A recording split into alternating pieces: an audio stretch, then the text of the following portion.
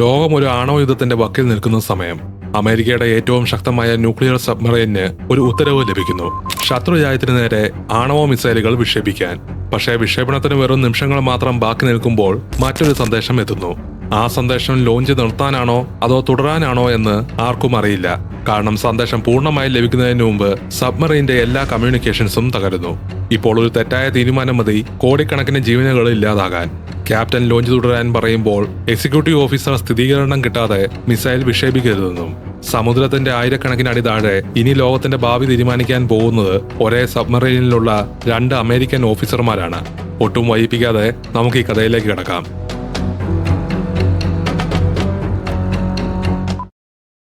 ലോകമെമ്പാടും യുദ്ധഭീതി പടരുന്ന സാഹചര്യത്തിലാണ് കഥ തുടങ്ങുന്നത്.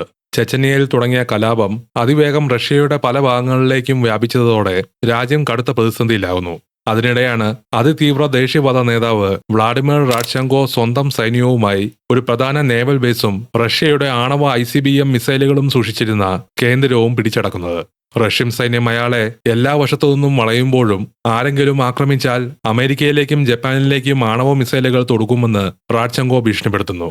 അയാളുടെ മുൻകാല ചരിത്രം വിലയിരുത്തിയ ഇന്റലിജൻസ് വിഭാഗം ഈ ഭീഷണി വെറും വാക്കല്ലെന്നാണ് മുന്നറിയിപ്പ് നൽകുന്നത്. ഇതോടെ അമേരിക്കയും സഖ്യരാജ്യങ്ങളും അതീവ ജാഗ്രതയിലാകുന്നു.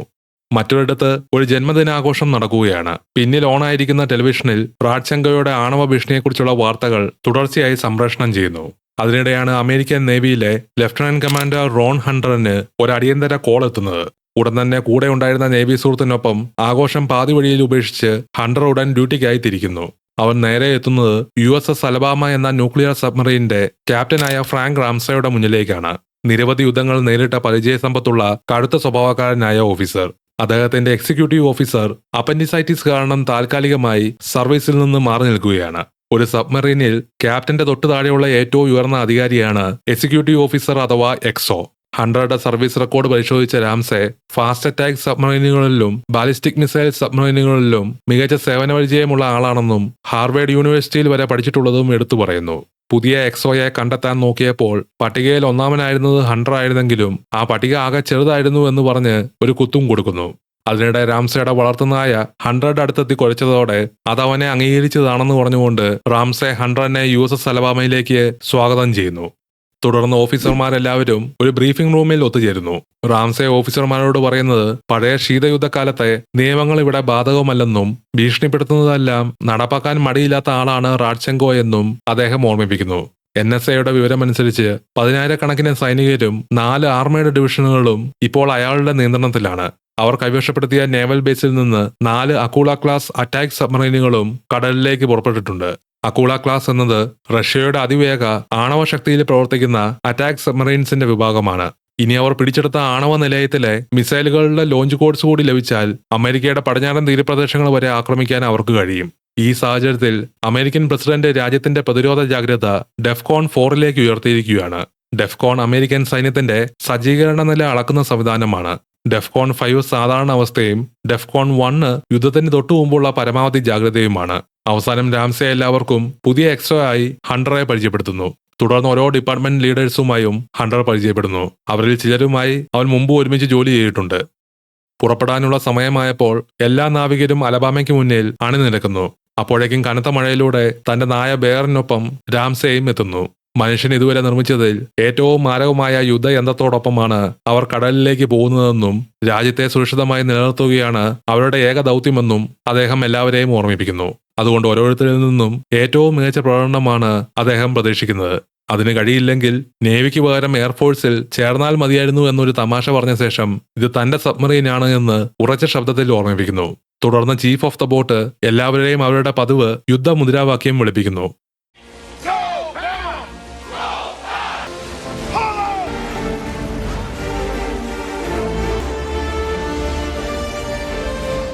അടുത്ത 65 ദിവസം കടലിനടിയിൽ ചെലവഴിക്കുന്നതിന് മുമ്പ് ശ്വസിക്കാനിരിക്കുന്ന അവസാനത്തെ അശുദ്ധവായു എന്ന് പറഞ്ഞ് റാംസെ തന്റെ സിഗാർ ആസ്വദിച്ചു വലിക്കുന്നു. സബ്മറീൻ വെള്ളത്തിനടിയിലേക്ക് മുങ്ങുന്ന ആ നിമിഷമാണ് തനിക്ക് ഏറ്റവും ഇഷ്ടമെന്ന് അദ്ദേഹം പറയുന്നു. ഒരു ദിവസം സ്വന്തമായ ഒരു സബ്മറീൻ ക്യാപ്റ്റൻ ആവണമെങ്കിൽ സ്വയം തെളിയിക്കാൻ അമിതമായി ശ്രമിക്കുകയോ മേലധികാരികളെ സൂചിപ്പിച്ചു നടക്കുകയോ ചെയ്യരുതെന്നാണ് ഹണ്ടർ എന്നോട് രാംസെ ഉപദേശിക്കുന്നത്. അല്പസമയത്തിനകം ഏറ്റവും നിർണായകമായ ഉത്തരവ് മുടങ്ങുന്നു. ഡൈവ്, അതായത് സബ്മറീനെ വെള്ളത്തിനടിയിലേക്ക് ഇറക്കാനുള്ള ഉത്തരവ്. ഉടൻ തന്നെ മുഴുവൻ ക്രൂവും കൃത്യമായ പരിശീലനത്തോടെ ഓരോ ഘട്ടവും പൂർത്തിയാക്കാൻ തുടങ്ങുന്നു. മുകളിലെ ബ്രിഡ്ജിലുള്ള എല്ലാ ജീവനക്കാരും അകത്തേക്ക് പ്രവേശിക്കുന്നു. ക്യാപ്റ്റനും എക്സോയും അകത്തുണ്ടെന്ന് സ്ഥിരീകരിച്ച ശേഷം USS അലബാമ പതുക്കെ സമുദ്രത്തിന്റെ ആഴങ്ങളിലേക്ക് അപ്രത്യക്ഷമാവുന്നു. സബ്മറൈൻ വെള്ളത്തിനടിയിലേക്ക് മുങ്ങിയതിനു ശേഷം ഓഫീസർമാർ വാർഡ്റൂമിൽ ഒത്തുകൂടി മുന്നിലുള്ള ദൗത്യത്തെക്കുറിച്ചുള്ള ചർച്ചകൾ ആരംഭിക്കുന്നു. റാഡ്ചങ്കോ എത്രത്തോളം അപകടകാരിയാണെന്ന കാര്യത്തിൽ ഓരോരുത്തർക്കും വ്യത്യസ്ത അഭിപ്രായങ്ങളാണെങ്കിലും അയാളെ നിസ്സാരമായി കാണാൻ കഴിയില്ലെന്ന കാര്യത്തിൽ എല്ലാവർക്കും ഒരേ അഭിപ്രായമാണ്. സംസാരം പിന്നീട് ആണവ ആയുധങ്ങളിലേക്ക് എത്തുന്നു. റാംസെ ഹണ്ടറിനോട് ഹിറോഷിമയിലും നാഗസാക്കിയിലും അമേരിക്ക ആണവ ബോംബ് ഉപയോഗിച്ചത് തെറ്റായ തീരുമാനമായിരുന്നോ എന്ന് ചോദിക്കുന്നു. വളരെ സൂക്ഷിച്ചാണ് ഹണ്ടർ മറുപടി പറയുന്നത്. അത് തെറ്റായിരുന്നുവെന്ന് വിശ്വസിച്ചിരുന്നെങ്കിൽ താൻ ഇന്ന് ഈ സബ്മറൈനിൽ ഇരിക്കുമായിരുന്നില്ല എന്ന്. ആ മറുപടി കേട്ട് റാംസെ ചിരിക്കുന്നു. ഒരിക്കൽ തന്നോടും ഇതേ ചോദ്യം ചോദിച്ചിട്ടുണ്ടെന്നും അന്ന് തന്റെ പെട്ടെന്നുള്ള മറുപടി ബോംബ് ഇടേണ്ടത് തന്നെ ആയിരുന്നുവെന്നും പറ്റിയിരുന്നെങ്കിൽ ഒന്നുകൂടി പൊട്ടിക്കണമെന്നും കൂടിയായിരുന്നു. ഹണ്ടർ പെട്ടെന്ന് തീരുമാനമെടുക്കാൻ കഴിയാത്ത ഒരാളായല്ല കാണുന്നതെന്ന് അദ്ദേഹം വ്യക്തമാക്കുന്നു. ഹണ്ടർ അല്പം സങ്കീർണമായി ചിന്തിക്കുന്ന ആളാണ്. നേവിക്ക് അങ്ങനെയുള്ള ഓഫീസർമാരെയും വേണം. എന്നാൽ തന്നെ അവർ തിരഞ്ഞെടുത്തത് മറ്റൊരു കാരണത്താലാണ്. ഒരു ചെക്ക് ലിസ്റ്റും ഒരു ടാർഗറ്റും അമർത്താനുള്ളൊരു ബട്ടണും തന്നാൽ പിന്നെ മറ്റൊന്നും ചോദിക്കാതെ ഉത്തരവ് നടപ്പാക്കുന്ന ആളാണ് താൻ. പക്ഷേ ഹണ്ടർ അങ്ങനെയല്ല. ആ ബട്ടൺ എന്തുകൊണ്ടാണ് അമർത്തേണ്ടതെന്നതും അറിയാൻ ആഗ്രഹിക്കുന്ന ആളാണ് അവൻ. അതിന് മറുപടിയായി ഹണ്ടർ ആ ബട്ടൺ എന്തിനാണ് അമർത്തുന്നതെന്നറിയാതെ ആരും അത് അമർത്തരുതെന്നാണ് തന്റെ നിലപാടെന്ന് പറയുന്നു. തുടർന്ന് ഇരുവരും യുദ്ധത്തെക്കുറിച്ചുള്ള തങ്ങളുടെ കാഴ്ചപ്പാടുകൾ പങ്കുവെക്കുന്നു. റാംസേക്ക് യുദ്ധം ജയിക്കുകയാണ് ഏറ്റവും പ്രധാനപ്പെട്ട കാര്യം. പക്ഷേ ഹണ്ടറുടെ കാഴ്ചപ്പാട് വ്യത്യസ്തമാണ്. ആണവായുധങ്ങളുടെ ഈ ലോകത്ത് ശത്രുവിനെ പൂർണ്ണമായി ഇല്ലാതാക്കാൻ കഴിയില്ലെന്നും ഒടുവിൽ യഥാർത്ഥ ശത്രു യുദ്ധം തന്നെയാണെന്നും അദ്ദേഹം പറയുന്നു. ആ മറുപടി റാംസേക്ക് അത്ര ഇഷ്ടപ്പെടുന്നില്ല. സബ്മറൈന്റെ യാത്ര തുടരുമ്പോൾ പെട്ടെന്നാണ് ഗാലിയിൽ നിന്ന് അലാറം മുഴങ്ങുന്നത്. ഗാലി അഥവാ സബ്മറൈന്റെ അടുക്കളയിൽ തീ പിടിച്ചിരിക്കുകയാണ്. പല ഭാഗങ്ങളിൽ നിന്നായി ആളുകൾ ഫയർ എക്സ്റ്റിംഗ്വിഷറുമായി ഓടിയെത്തുന്നു. തീയും പുകയും നിറഞ്ഞതോടെ അകത്തുള്ള സാഹചര്യം വളരെ അപകടകരമാകുന്നു. ഹണ്ടർ ഉടൻ തന്നെ നിയന്ത്രണം ഏറ്റെടുത്ത് തീ അണയ്ക്കാനുള്ള നടപടികൾക്ക് നേതൃത്വം നൽകി. അവസാനം കാർബൺ ഡയോക്സൈഡിന്റെ റിലീസ് പ്രവർത്തിപ്പിക്കുന്നു. അതോടെ തീ കെട്ടെങ്കിലും വീണ്ടും റീഇഗ്നൈറ്റ് ചെയ്യോ എന്ന് നിരീക്ഷിക്കാൻ അവിടെ ഉള്ളവർക്ക് ഉത്തരവ് നൽകുന്നു. പക്ഷെ എല്ലാവരും ഒന്ന് കാമാവുന്നതിന് മുമ്പേ റാംസെ മറ്റൊരു ഉത്തരവ് നൽകുന്നു. മുഴുവൻ മിസൈൽ സംവിധാനവും സജ്ജമാക്കുന്ന അടിയന്തര പരിശീലനം ഉടൻ ആരംഭിക്കണമെന്ന്. ഏത് നിമിഷവും യഥാർത്ഥ വിക്ഷേപണ ഉത്തരവ് ലഭിച്ചാൽ എത്ര വേഗത്തിൽ പ്രതികരിക്കാൻ കഴിയുമെന്ന് പരിശോധിക്കുന്ന ഡ്രില്ലായിരുന്നു അത്. തീപിടുത്തം നിയന്ത്രിക്കുന്ന തിരക്കിലായിരുന്ന ഹണ്ടർ കുറച്ചു വൈകിയാണ് കൺട്രോൾ റൂമിൽ എത്തുന്നത്. പരിശീലനത്തിനായി അയച്ച എമർജൻസി ആക്ഷൻ മെസ്സേജ് ശരിയായ സുരക്ഷാ കോഡുകൾ ഉപയോഗിച്ച് സ്ഥിരീകരിച്ച ശേഷം കണ്ടീഷൻ 1SQ പ്രഖ്യാപിക്കുന്നു. ഇത് മിസൈൽ വിക്ഷേപണത്തിനുള്ള ഏറ്റവും ഉയർന്ന സജ്ജീകരണ നിലകളിൽ ഒന്നാണ്. അതോടെ വിക്ഷേപണത്തിനുള്ള മുഴുവൻ നടപടിക്രമങ്ങളും പരിശീലനത്തിന്റെ ഭാഗമായി ആരംഭിക്കുന്നു. എന്നാൽ തീ പൂർണ്ണമായി സുരക്ഷിതമാണെന്ന് ഉറപ്പാക്കുന്നതിന് മുമ്പ് ഈ ഡ്രില്ല് നടത്തുന്നതിൽ ഹണ്ടറിന് ചെറിയൊരു വിയോജിപ്പുണ്ട്. അപ്പോഴേക്കും മെഡിക്കൽ വിഭാഗത്തിൽ നിന്ന് മറ്റൊരു അടിയന്തര വിവരം എത്തുന്നു. ഓഫീസർ മാരിച്ചെക്കിന് ഹൃദയാഘാതം സംഭവിച്ചിരിക്കുകയാണ്. അത് കേട്ട റാംസെ ഉടൻ പരിശീലനം അവസാനിപ്പിക്കുന്നു. താഴെ മെഡിക്കൽ ബേയിൽ ഡോക്ടർമാർ പരമാവധി ശ്രമിച്ചിട്ടും മാരിച്ചെക്കിനെ രക്ഷിക്കാനാവുന്നില്ല. കുറച്ചു സമയത്തിന് ശേഷം റാംസെ ഹണ്ടറോട് ഒറ്റയ്ക്ക് സംസാരിക്കുന്നു. തീപിടുത്തത്തിനിടയിൽ ഡ്രില്ല് ആരംഭിച്ചത് തെറ്റായ തീരുമാനമായിരുന്നോ എന്നാണ് അദ്ദേഹത്തിന്റെ ചോദ്യം. ഹണ്ടർ അത് തെറ്റായ തീരുമാനമായിരുന്നുവെന്ന് പറയുന്നില്ല. പക്ഷെ അതേ സാഹചര്യത്തിൽ താനായിരുന്നെങ്കിൽ ആദ്യം തീ പൂർണ്ണമായും കൺട്രോളിലാക്കിയ ശേഷമേ അടുത്ത നടപടിയിലേക്ക് കടക്കുമായിരുന്നുള്ളൂ എന്നാണ് അവൻ തുറന്നു പറയുന്നത്. റാംസെ തന്റെ നിലപാട് വിശദീകരിക്കുന്നു. യുദ്ധത്തിൽ എല്ലാം പൂർണ്ണമായും ശരിയായിരിക്കുമ്പോൾ മാത്രമല്ല തീരുമാനങ്ങൾ എടുക്കേണ്ടി വരിക. പലപ്പോഴും ആശയക്കുഴപ്പത്തിനിടയിലും മുന്നോട്ട് പോകേണ്ടി വരും. പക്ഷെ ആളുകളുടെ ജീവൻ വെറുതെ അപകടത്തിലാക്കുന്ന ആളല്ല താനെന്നും അദ്ദേഹം വ്യക്തമാക്കുന്നു. തുടർന്ന് റാംസെ ഹണ്ടറോട് ഒരു പ്രധാന കാര്യം ഓർമ്മിപ്പിക്കുന്നു. ചോദ്യങ്ങളും അഭിപ്രായ വ്യത്യാസങ്ങളും തനിക്ക് പ്രശ്നമല്ല. പക്ഷെ അവ ഒരിക്കലും ക്രൂവിന്റെ മുന്നിൽ പ്രകടിപ്പിക്കരുത്. കാരണം ഈ സബ്മറൈനിലുള്ള ഓരോ നാവികന്റെയും ആത്മവിശ്വാസം നിലനിൽക്കുന്നത് ചെയിൻ ഓഫ് കമാൻഡ്, അതായത് ഉത്തരവുകളുടെ അധികാരക്രമത്തിലേക്കുള്ള വിശ്വാസത്തിലാണ്. ആ വിശ്വാസം തകർന്നാൽ ഓരോ ഉത്തരവും സംശയിക്കപ്പെടാൻ തുടങ്ങും. അതുകൊണ്ടാണ് അഭിപ്രായ വ്യത്യാസങ്ങൾ സ്വകാര്യമായി മാത്രം സംസാരിക്കേണ്ടതെന്നും അദ്ദേഹം ഹണ്ടറിനോട് പറയുന്നത്. അവസാനം മാരിച്ചെക്കിന് അനുസ്മരണ ചടങ്ങ് നടത്താൻ ഉത്തരവിട്ട ശേഷം അടുത്ത 30 മിനിറ്റിൽ 3ാം ലോക മഹായുദ്ധമോ സബ്മറൈൻ മുങ്ങുന്നതോ അല്ലെങ്കിൽ ഒരു ഭീമൻ ഒക്ടോപ്പസ് ആക്രമിക്കുന്നതോ ഉണ്ടായില്ലെങ്കിൽ തന്നെ ആരും ശല്യപ്പെടുത്തരുതെന്ന് അറിയിക്കുന്നു. പോകുന്നതിന് മുമ്പ് ഹണ്ടറിനോട് മാരിച്ചെക്കിനെ കൊന്നത് തീയല്ലെന്നും പകരം അദ്ദേഹത്തിന്റെ 150 കിലോ ഭാരമാണെന്നും റാംസെ പറയുന്നു. അവിടെ നിന്ന് പുറത്തു വന്ന ശേഷവും തീപിടുത്തത്തിനിടയിൽ മിസൈൽ ഡ്രിൽ ആരംഭിച്ചതിന്റെ യുക്തി ഹണ്ടറിന് ഇപ്പോഴും പൂർണ്ണമായി ബോധ്യമായിരുന്നില്ല. ഒരു സബ്മറൈനിനുള്ളിലെ തീപിടുത്തം അതീവ അപകടകരമാണ്. കാരണം അത് പരിമിതമായ ഓക്സിജൻ അതിവേഗം ഇല്ലാതാക്കാൻ ഇടയാകും. ഇത് കണ്ട് ഹണ്ടറിന്റെ സുഹൃത്ത് വെബ്സ് അവനോട് സംസാരിക്കുന്നു. റാംസെ കടുപ്പക്കാരനാണ്. അദ്ദേഹത്തോട് ഏറ്റുമുട്ടാനാണ് ഹണ്ടറിന്റെ തീരുമാനമെങ്കിൽ അത് ചെയ്യാം. പക്ഷെ ഒരുമിച്ച് മുന്നോട്ട് പോകാനാണ് ആഗ്രഹമെങ്കിൽ ആദ്യം ആ മനുഷ്യനെ മനസ്സിലാക്കണം. റാംസയുടെ കണ്ണിൽ ഹണ്ടർ ഹാർവേഡിൽ പഠിച്ച സിദ്ധാന്തങ്ങളിലെ വിദഗ്ധനാണ്. എന്നാൽ രാംസെ കഴിഞ്ഞ 25 വർഷമായി കടലിലാണ് ജീവിച്ചത്. ഈ നേവിയും എലി പോലെ ഇരിക്കുന്ന ആ പട്ടിയും മാത്രമാണ് ഇപ്പോൾ അദ്ദേഹത്തിന്റെ ലോകം. അതുകൊണ്ട് രാംസെയ്ക്ക് കുറച്ച് സമയം കൊടുത്ത് തമ്മിൽ അടുക്കാൻ ശ്രമിക്കാൻ വെബ്സ് ഉപദേശിക്കുന്നു. യാത്ര തുടരുമ്പോൾ മറ്റൊരു എമർജൻസി ആക്ഷൻ മെസ്സേജ് സബ്മറീനിലേക്ക് എത്തുന്നു. ഇത്തവണ സ്ഥിതി മുമ്പത്തേതിനേക്കാൾ ഗുരുതരമായിരുന്നു. നാഷണൽ കമാൻഡ് അതോറിറ്റിയുടെ വിവരമനുസരിച്ച് വിമതർ ഇപ്പോൾ റഷ്യൻ ആണവ മിസൈലുകളുടെ കൺട്രോൾ പൂർണ്ണമായും പിടിച്ചെടുത്തു. അമേരിക്കൻ സൈന്യത്തെ ഉടൻ ഡെഫ്കോൺ 3 ഉയർത്തുന്നു. സാറ്റലൈറ്റുകൾ മിസൈലുകളിൽ ഇന്ധനം നിറയ്ക്കുന്നതായി കണ്ടെത്തിയാൽ ഒറ്റ മണിക്കൂറിനുള്ളിൽ തന്നെ അവ വിക്ഷേപിക്കാൻ തയ്യാറാകുമെന്നാണ് വിലയിരുത്തൽ. അങ്ങനെയൊരു സാഹചര്യം ഉണ്ടായാൽ USS അലബാമയ്ക്കായിരിക്കും അവർ വിക്ഷേപണം ചെയ്യുന്നതിന് മുമ്പേ ആദ്യം തിരിച്ചടിക്കേണ്ടി വരിക. ഇപ്പോൾ അവരുടെ സബ്മറീൻ പട്രോളിംഗ് നടത്തുന്നത് എംപറർ സി മൗണ്ട്സ് മേഖലയിലാണ്. പെന്റഗൺ അവരെ ഇവിടെ വിന്യസിച്ചിരിക്കുന്നതും അതിനുള്ള സാധ്യത കണക്കിലെടുത്താണെന്നാണ് റാംസെയുടെ വിലയിരുത്തൽ. പിന്നീട് റാംസെ നേരത്തെ നടത്തിയ മിസൈൽ ഡ്രില്ലിന്റെ റിപ്പോർട്ട് പരിശോധിക്കുന്നു. അതിൽ തൃപ്തനല്ലാത്ത അദ്ദേഹം കണ്ടീഷൻ 1SQയിലേക്ക് എത്താനുള്ള സമയം 5 മിനിറ്റായി കുറയ്ക്കാൻ ഉത്തരവിടുന്നു. അതുവരെ തുടർച്ചയായി പരിശീലനം നടത്താൻ വെപ്പൺസ് വിഭാഗത്തെ അറിയിക്കാൻ ഹണ്ടറിനോട് പറയുന്നു. എന്നാൽ ഹണ്ടറുടെ അഭിപ്രായത്തിൽ ക്രൂവിന് ഇപ്പോൾ കൂടുതൽ പരിശീലനത്തെക്കാൾ ആത്മവിശ്വാസമാണ് വേണ്ടത്. എല്ലാവരും കടുത്ത മെന്റൽ സ്ട്രെസ്സിലാണെന്ന് അയാൾ ചൂണ്ടിക്കാട്ടുന്നു. അത് കേട്ട റാംസെ നേരെ 1MC വഴി മുഴുവൻ സബ്മറീനോടും സംസാരിക്കുന്നു. 1MC എന്നത് എല്ലാവർക്കും ഒരേ സമയം അറിയിപ്പുകൾ നൽകുന്ന പബ്ലിക് അഡ്രസ് സംവിധാനമാണ്. ഹണ്ടറുടെ അഭിപ്രായത്തിൽ ചിലർക്ക് ഈ സാഹചര്യം കൈകാര്യം ചെയ്യാൻ ബുദ്ധിമുട്ടുണ്ടാകുന്നുണ്ടെന്നും അങ്ങനെ തോന്നുന്നവർക്ക് ഇപ്പോൾ തന്നെ കപ്പൽ വിട്ടു പോകാമെന്നുമാണ് റാംസെ അനൗൺസ് ചെയ്യുന്നത്. അവസാനം നമ്മളിപ്പോൾ ഡെഫ്കോൺ 3 യുദ്ധം ഏത് നിമിഷവും തുടങ്ങാമെന്നൊരു ഓർമ്മപ്പെടുത്തലും നൽകുന്നു. അതിനിടെയാണ് സോണാർ വിഭാഗം വെള്ളത്തിനടിയിൽ ഒരു പുതിയ കോണ്ടാക്ട് കണ്ടെത്തുന്നത്. മറ്റൊരു സബ്മറീൻ ആകാമെന്ന സംശയത്തെ തുടർന്ന് ഉടൻ ടോർപീഡോ യുദ്ധ സജ്ജീകരണം പ്രഖ്യാപിക്കുന്നു. മുഴുവൻ സബ്മറീനും അൾട്രാ ക്വയറ്റ് മോഡിലേക്ക് മാറുന്നു. അതായത് ശത്രുവിന്റെ സോണാറിൽ പെടാതിരിക്കാൻ കഴിയുന്നത്ര ശബ്ദം കുറയ്ക്കുന്ന അവസ്ഥ. റാംസെ വേഗതയും ദിശയും മാറ്റാൻ ഉത്തരവിടുന്നതിനോടൊപ്പം കൂടുതൽ ആഴത്തിലേക്ക് മുങ്ങാനും നിർദ്ദേശം നൽകുന്നു. കുറച്ചു നേരത്തിനകം ആ കോണ്ടാക്ട് ഒരു റഷ്യൻ അക്കൂള ക്ലാസ് അറ്റാക്ക് സബ്മറീൻ ആണെന്ന് കൺഫേം ആവുന്നു. അത് വളരെ അടുത്തുണ്ടെങ്കിലും അലബാമയുടെ സാന്നിധ്യം അവർ ഇതുവരെ തിരിച്ചറിഞ്ഞിട്ടില്ല. അപ്പോഴേക്കും മറ്റൊരു എമർജൻസി ആക്ഷൻ മെസ്സേജ് എത്തുന്നു. വിമതർക്ക് റഷ്യയുടെ ന്യൂക്ലിയർ ലോഞ്ച് കോഡുകൾ കിട്ടിയിരിക്കുന്നുവെന്നും സാറ്റലൈറ്റുകൾ അവർ മിസൈലുകൾക്ക് ഇന്ധനം നിറയ്ക്കാൻ തയ്യാറാകുന്നത് കൺഫേം ചെയ്തിരിക്കുന്നുവെന്നുമാണ്. അതിനാൽ അമേരിക്കൻ നാഷണൽ കമാൻഡിന്റെ ഓർഡർ അലബാമയുടെ ആണവ മിസൈൽ എത്രയും പെട്ടെന്ന് വിക്ഷേപിക്കാനായിരുന്നു. സുരക്ഷാ കോഡുകൾ പരിശോധിച്ച് വന്ന മെസ്സേജ് ശരിയാണെന്ന് സ്ഥിരീകരിച്ചതോടെ ഉടൻ കണ്ടീഷൻ 1SQ പ്രഖ്യാപിക്കുന്നു. മിസൈലുകൾ വിക്ഷേപണത്തിനായി സജ്ജമാക്കാൻ ഉത്തരവിട്ടു. ഈ സമയവും സബ്മറീൻ കൂടുതൽ ആഴത്തിലേക്ക് മുങ്ങിക്കൊണ്ടിരിക്കുകയാണ്. അപ്പോഴാണ് റേഡിയോ വിഭാഗത്തിന് മറ്റൊരു എമർജൻസി ആക്ഷൻ മെസ്സേജ് വന്നിട്ടുണ്ടോ എന്ന നോട്ടിഫിക്കേഷൻ ലഭിക്കുന്നത്. സബ്മറീൻ വളരെ ആഴത്തിലായതിനാൽ സന്ദേശം സ്വീകരിക്കാൻ കഴിയുന്നില്ല. റാംസെ അത് തള്ളിക്കളയാൻ പറഞ്ഞെങ്കിലും നേരത്തെ തന്ന ലോഞ്ച് ഓർഡറിന് എന്തെങ്കിലും മാറ്റമുണ്ടോ എന്നറിയാൻ ഹണ്ടർ ആ മെസ്സേജ് ഇമ്പോർട്ടന്റ് ആണെന്ന് അറിയിക്കുന്നു. റഷ്യൻ സബ്മറീൻ അടുത്തുള്ളതുകൊണ്ട് അലബാമയെ ഉയർത്തുന്നത് പ്രാവർത്തികമല്ല. പകരം ഹണ്ടർ ഒരു റേഡിയോ ബൂയി ഉയർത്തിവിടാൻ നിർദ്ദേശിക്കുന്നു. സബ്മറീനുമായി കേബിൾ വഴി ബന്ധിപ്പിച്ചിരിക്കുന്ന പ്രത്യേക ആന്റിനയാണിത്. ജലോപരിതലത്തിലേക്ക് പൊങ്ങി കൂടുതൽ വ്യക്തമായ റേഡിയോ സന്ദേശങ്ങൾ സ്വീകരിക്കാൻ ഇതിന് കഴിയും. മനസ്സോടെയാണെങ്കിലും റാംസെ അനുമതി നൽകുന്നു. എന്നാൽ അത് റിലീസ് ചെയ്യുന്നതിനിടെ അതിനെ കൺട്രോൾ ചെയ്യുന്ന വിഞ്ച് വലിയ ശബ്ദമുണ്ടാക്കുന്നു. പെട്ടെന്ന് തന്നെ അവർ സ്റ്റോപ്പ് ചെയ്തെങ്കിലും ആ ഉണ്ടാക്കിയ ശബ്ദം മതിയായിരുന്നു സമീപത്തുണ്ടായിരുന്ന അക്കൂള ക്ലാസ് സബ്മറീന് അലബാമയുടെ സാന്നിധ്യം തിരിച്ചറിയാൻ. അടുത്ത നിമിഷം തന്നെ അവർ ടോർപീഡോകൾ വിക്ഷേപിക്കുന്നു.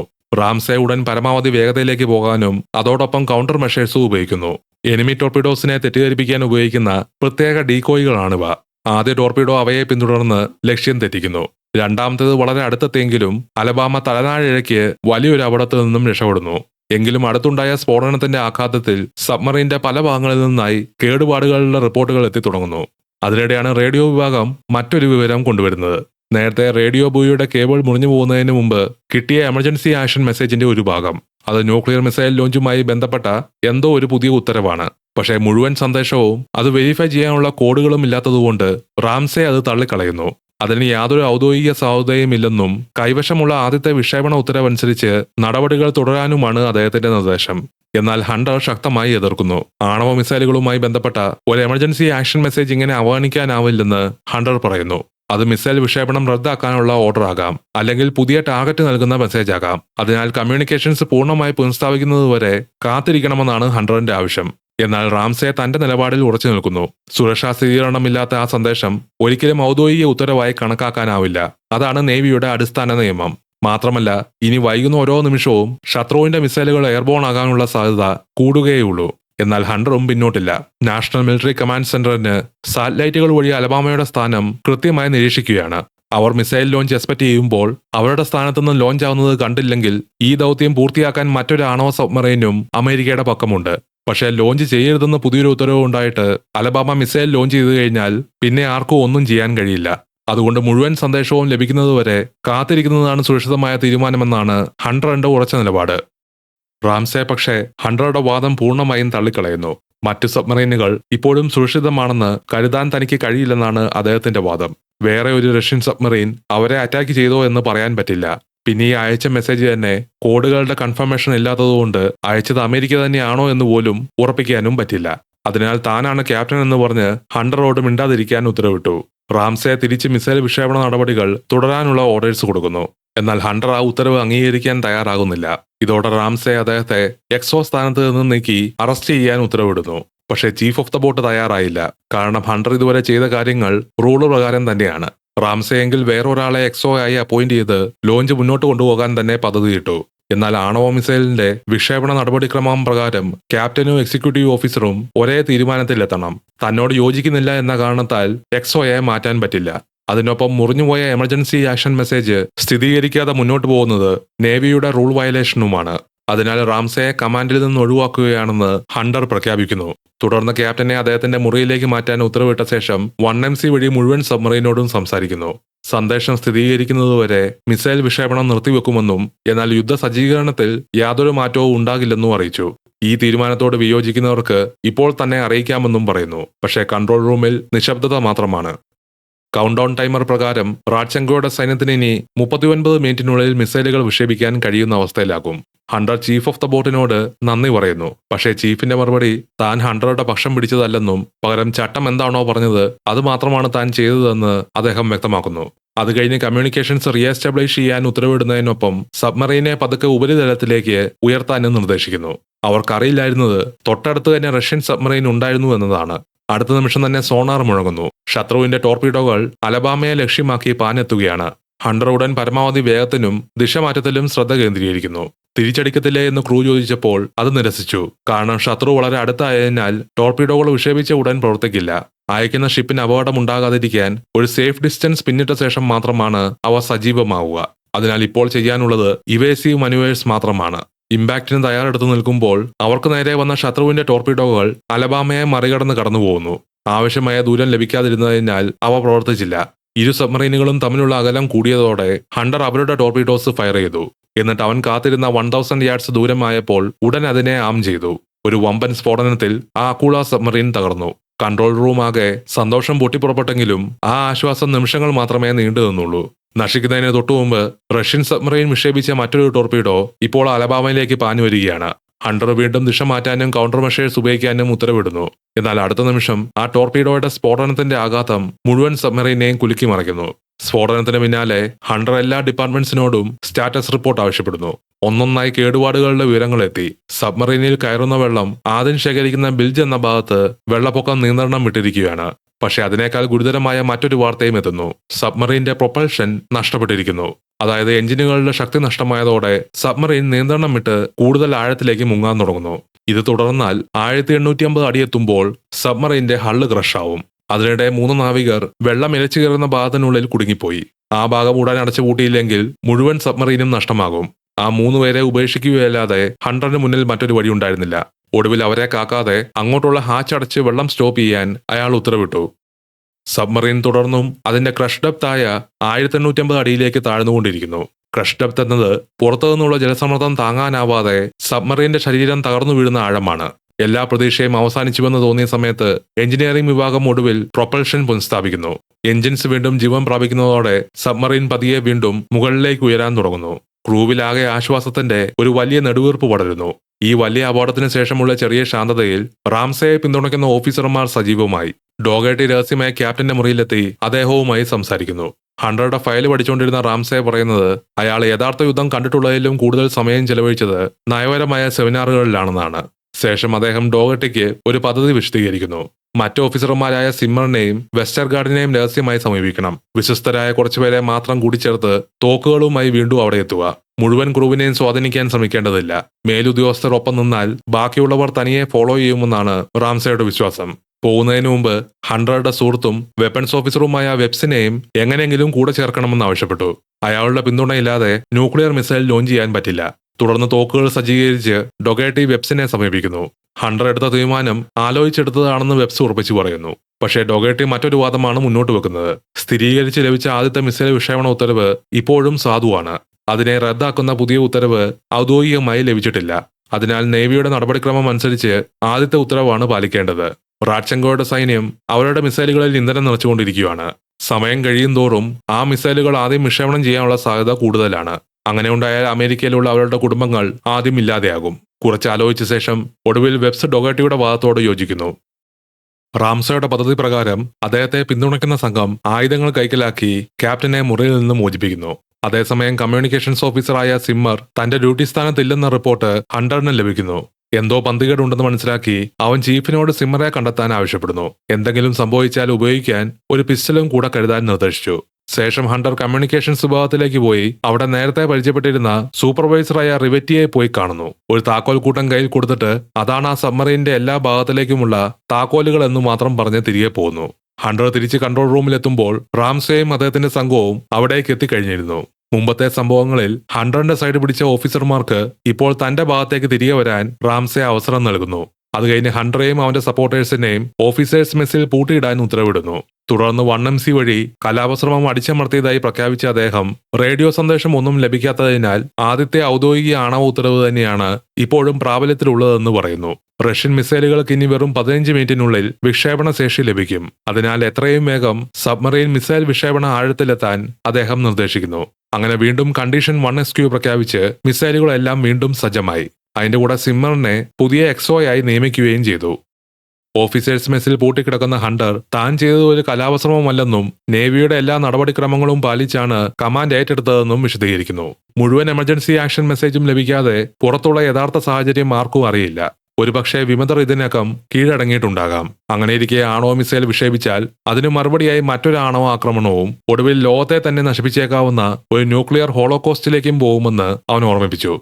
അതിനിടയിൽ ഹണ്ടർ നേരത്തെ താക്കോൽ ഏൽപ്പിച്ചിരുന്ന റിവറ്റി പുറത്ത് കാവൽ നിന്ന സൈനികനെ നിർവീര്യമാക്കി മെസ്സിന്റെ വാതിൽ തുറന്നു കൊടുത്തു. ഹണ്ടറും കൂട്ടരും മെക്കാനിക്സിന്റെ യൂണിഫോം ധരിച്ച് സബ്മറൈനിലൂടെ രഹസ്യമായി നീങ്ങി തുടങ്ങുന്നു. അവൻ വെബ്സുമായി ഫോണിൽ ബന്ധപ്പെട്ട് ക്യാപ്റ്റന്റെ വാക്കോ തന്റെ വാക്കോ കേട്ട് തീരുമാനമെടുക്കരുതെന്ന് അഭ്യർത്ഥിച്ചു. ഒരിക്കൽ മിസൈലുകൾ ട്യൂബിൽ നിന്ന് പുറത്തുപോയാൽ പിന്നെ അവയെ തിരികെ വിളിക്കാൻ കഴിയില്ല. ഒരു തെറ്റായ തീരുമാനം ഉണ്ടാക്കുന്ന പ്രത്യാഘാതം ആർക്കും സങ്കല്പിക്കാൻ പോലും കഴിയില്ല. സബ്മറീന്റെ കമ്മ്യൂണിക്കേഷൻസ് ഇപ്പോഴും റീഎസ്റ്റാബ്ലിഷ് ആയിട്ടില്ല. കേടുപാടുകളും അനേകമുണ്ട്. അങ്ങനെയൊരു സാഹചര്യത്തിൽ ആണവ ആക്രമണം നടത്തുന്നത് ശരിയാണോ എന്ന് അവസാനമായി ആലോചിക്കണമെന്ന് ഹണ്ടർ അവനോട് പറയുന്നു. മിസൈൽ ലോഞ്ച് ചെയ്യാനുള്ള ടാക്ടിക്കൽ ഫയർ ആൻഡ് ട്രിഗർ സൂക്ഷിച്ചിരിക്കുന്ന സേഫിന്റെ രഹസ്യ കോമ്പിനേഷൻ അറിയാവുന്ന ഒരേ ഒരു വ്യക്തി വെബ്സാണ്. അവസാന തീരുമാനം അദ്ദേഹത്തിന്റെ മനസാക്ഷിക്കാണ് വിട്ടുകൊടുക്കുന്നതെന്ന് പറഞ്ഞ് ഹണ്ടർ സംഭാഷണം അവസാനിപ്പിക്കുന്നു. അതിനുശേഷം റേഡിയോ റിപ്പയർ നടത്തുന്ന വോസ്ലറെ ബന്ധപ്പെട്ട് കമ്മ്യൂണിക്കേഷൻസ് എത്രയും വേഗം പുനഃസ്ഥാപിക്കാൻ ആവശ്യപ്പെടുന്നു.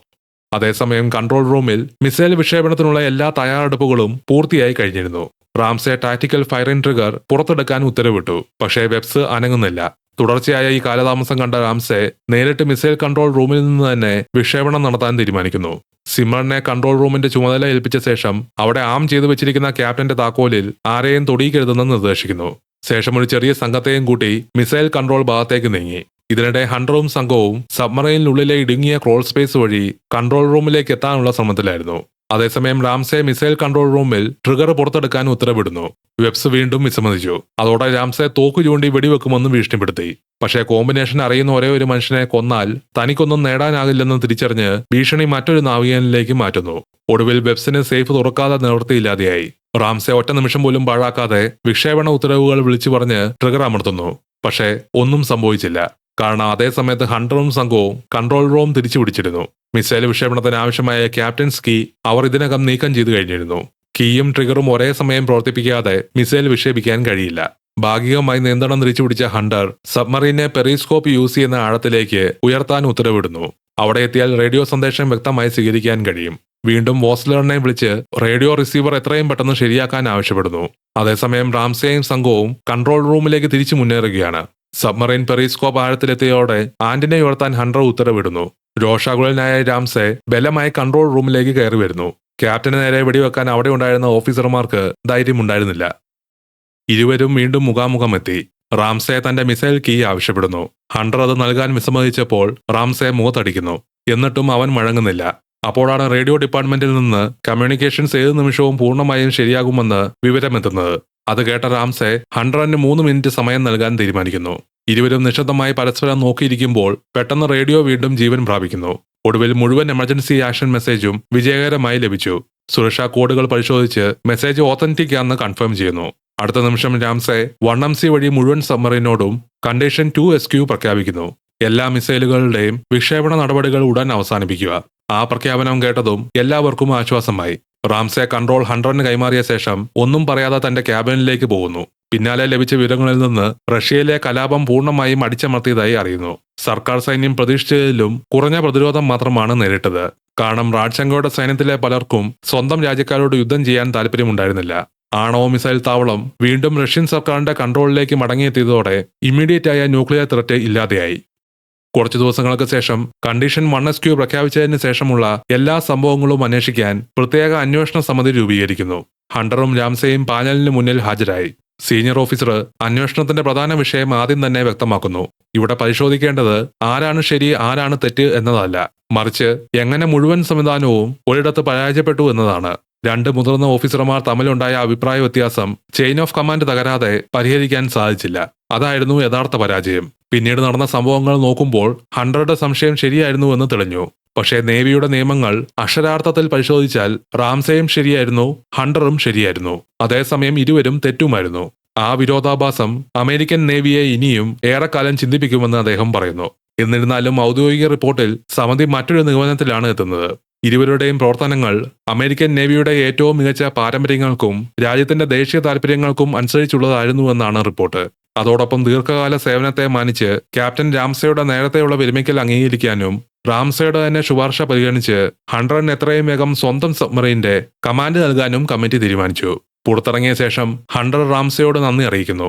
അതിനു മറുപടിയായി ആ സംഭവത്തിൽ ശരിയായ നിലപാട് ഹണ്ടറിന്റെ ആയിരുന്നുവെന്നും തെറ്റ് സംഭവിച്ചത് തന്റെ ഭാഗത്തായിരുന്നുവെന്നും റാംസെ തുറന്നു സമ്മതിക്കുന്നു. അവസാനമായി 1996 മുതൽ അമേരിക്കയുടെ ആണവ മിസൈൽ വിക്ഷേപണത്തിന്റെ അന്തിമ അധികാരം സബ്മറൈൻ കമാൻഡർക്കല്ല, നേരിട്ട് അമേരിക്കൻ പ്രസിഡന്റിനായിരിക്കുമെന്ന് വ്യക്തമാക്കിക്കൊണ്ടാണ് സിനിമ അവസാനിക്കുന്നത്. വീഡിയോ കണ്ടതിന് നന്ദി. അടുത്തൊരു കഥയുമായി ഞാൻ വീണ്ടും വരുന്നതുവരെ Hasta la vista, baby.